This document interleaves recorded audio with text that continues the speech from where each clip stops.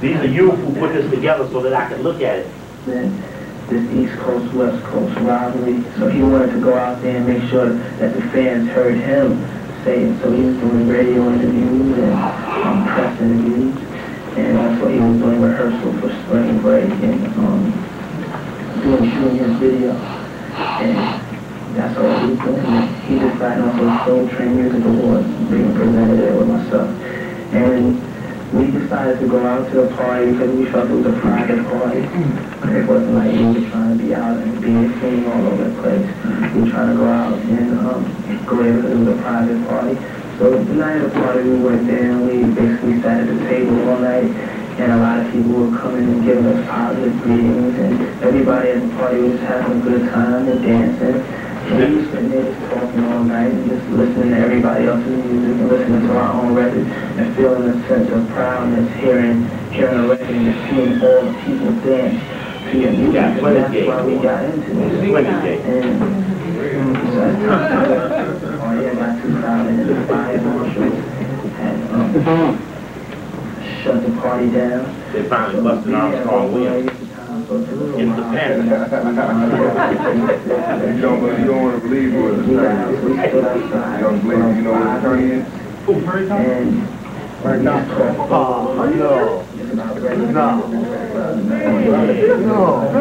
It's not me.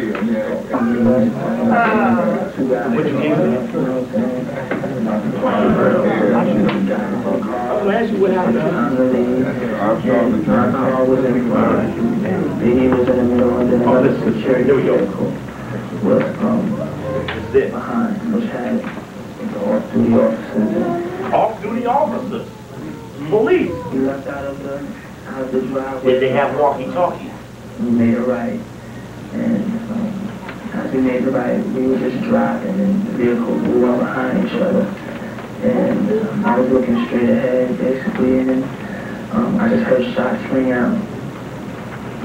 And when the shots rang out, I had immediately the human reaction. I had to dump down, and everybody in the car dumped down. And then our car was still, had like sped off, and I heard somebody say Biggie's car had got shot at.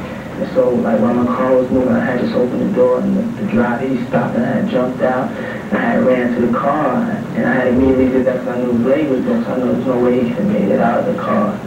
And then when I went there to the car, I opened up the door,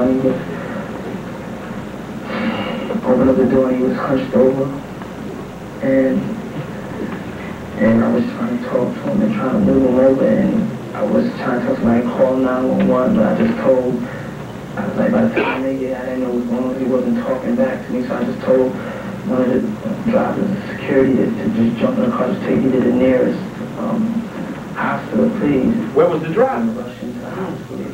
There were other cars that were with us and other people that were just following us.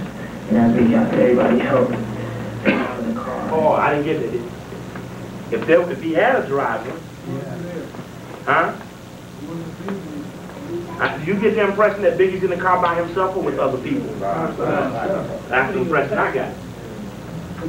And then I heard somebody say Biggie's car had got shot at. And so, like, you didn't hear someone say it.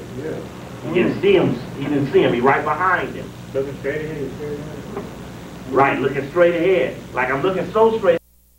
3 inches either side. Out of the driveway of the parking lot. We made a right.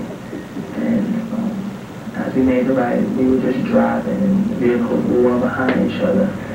And I was looking straight ahead, basically, and I just heard shots ring out.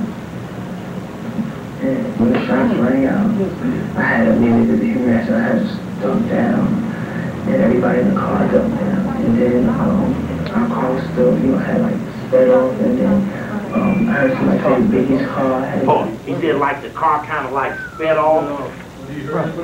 He heard that the car was shot. He heard someone speed off. I thought the car was said he heard shot, then now he's saying that the car sped off, then he's saying that somebody shot Biggie's car. Right, he ain't seen nothing. But between that, he ducked. It almost sounds like he's talking like he wasn't there or he ain't seen nothing. He was looking straight ahead, like I was looking so straight ahead I didn't see nothing. Then they said that he was driving, but there's some people that said they were listening to music and that car was stopped. He said we were driving, and I heard, but there are people that said that they were there, that they were outside. You know how you listen to your music? Everybody was just out listening to their music, standing in the car. Nobody was driving because the car was like open, you know. So he said that we drive, just like Tupac was driving, but they were saying people were just listening to his music outside the car, and then bam, bam, bam. They weren't even driving. So now were they driving or was the car stopped? Yeah, because he doesn't even describe the car coming up on the left side or the right side, or this shit is real fuzzy-wuzzy, you know? If he out front, it's a fire mark, okay, where you driving? If you Right. already out front. All the players getting killed, but the managers got immunity. I'm sorry, sister, I mean cut you No, off. I just meant, Yeah, but that's he was interesting. in front of the place. Okay, you driving away from the place. Why didn't you get shot away from the place that you drive? Because they said his car was there and everybody was congregating and they were listening, I read in the paper, and they were listening to his new music stuff, which would lead you to believe there's no one in the car because everybody's out listening, except for him because he's waiting for us. Everybody else was supposedly congregating around the car listening to his new music. Now remember And the you shot. said they drive. Right, and the shot I guess we see of the car is in front of the hospital. That shot with the car being taped, you know, with the tape around the car, the police tape. Then we see the picture when the people turn away. That car must have been at the hospital. Because it couldn't have been at the scene. Yeah, then somebody drive the car to the hospital. That's his comment now. So we had somebody drive the car. I said, let's get the driver. Like while my car was moving, I had just opened the door and the driver, he stopped and I had jumped out and I had ran to the car and I had immediately did that because I knew his leg was broken. I knew there was no way he could make it out of the car. And then when I went there to the car, I opened up the door and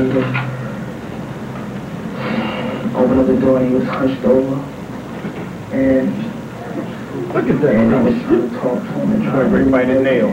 I was trying to like call 911, but I just told, like by the time they did, I didn't know what was going on. He wasn't talking back to me, so I just told one of the drivers of security to just jump in the car, just take me to When the he was nearest already in the car, they were driving, right? I had hospital, to jump in the car. we were rushing to the hospital. And there were other cars that were with us and other people that were just following us. And as we got there, everybody helped him out of the car, and I was just, as we were driving, I was talking to him, and I wasn't hearing anything. He wasn't saying anything. And I was just getting scared, you know, because I was just like, I didn't know, like why I didn't talking to me. I was just getting scared, but I just started praying over him and praying, just trying to tell him just to stay in there. Talking about the crack on When we the got to the hospital, everybody had jumped out the car and helped him pick him up and got him on the stretcher. Why he was so hurt? The surgeon there had me in shot back. It's an emergency room. And then everybody there just dropped to their knees and started praying because it just didn't look good. It didn't feel good.